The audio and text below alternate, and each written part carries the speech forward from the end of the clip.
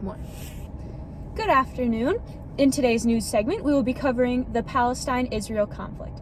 The two main countries involved include Palestine and Israel, as well as the piece of territory that Palestine has, known as the Gaza Strip, as well as the U.S., Egypt, and Qatar. This conflict began in October 7th, 2023, but the two countries have been fighting since 1967. The main causes of this conflict include religious tensions between the two nations, a terrorist group from Palestine known as Hamas. Hezbollah has also launched attacks in the same regions. Territorial disputes between the two nations, and political differences. Their major events that have occurred within this conflict is the siege of Rafah and Khan Younis, the deployment of ground troops by Israel, and Israel gaining more of the Gaza Strip.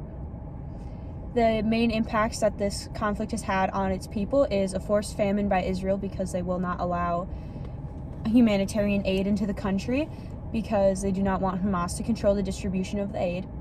70,000 Gazan deaths, and many hospitals are being blown up. Many hospitals and schools are being blown up. 90% of the hospitals in the country, in the Gaza Strip alone, are gone. There are only 2,000 beds left, and the majority of the country, speaking of famine, is in the fifth. A lot of the country is in the fifth stage of famine, which is generally irreversible. So that means they will die. Just to interject. And as she previously stated, there are 2,000 beds across the Gaza Strip, which is supposed to service 2.3 million people in the Gaza Strip, and it's one of the most densely populated places in the world. The U.S. became involved in 2025, and they involved themselves be acting as mediators. They send a lot of aid to Israel through military and economic ways. Israel is the largest recipient of U.S. aid since 1946. They send money towards the military, as well as 90,000 tons of equipment, 800 transport planes, and 140 ships. They also send tanks, artillery, ammunitions, bombs, rockets, and small arms. Israel is also one of the top 3 recipients of U.S. arms sales, with $63 billion in sales. Hi. My opinion on if the U.S. should be involved in this conflict is no.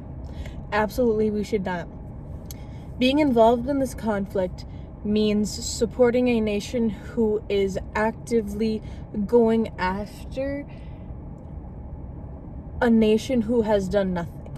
They are going after civilians in civilian areas. The just war theory would not justify this war. Although Israel is our ally, the amount of military and money and time that we have spent trying to mediate the war and giving things and cooperating with Israel is not worth it. And it's not worth the Palestinian lives that are being taken. The just war theory connects to this because the conflict is not a just war. In the beginning, it could have been. Their excuse is that Hamas attacked them first, which they did. But now Israel has taken to bombing the entire Gaza Strip, claiming that Hamas is hiding among civilians, blowing up 90% of the hospitals. That's where Hamas is hiding. The intervention by the U.S. is also not justified. Using our resources on a war that Israel has chosen to continue is not justifiable in any way. It is not. No one in this has the right intentions.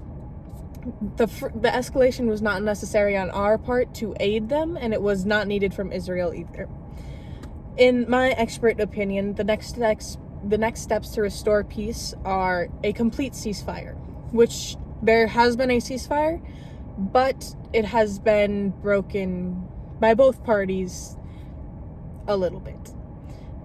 Humanitarian aid also needs to be widespread and provided very quickly to all Palestinians in the Gaza Strip. We need to reverse the famine in the half the country that is starving to death We need to give these children homes and shoes and clothing, not tents, not tarps. We also need to reconstruct Palestine in the Gaza Strip, because the Israeli government doesn't just get to blow up an entire strip that houses 2.3 million people. And I think that they should have to pay some of it.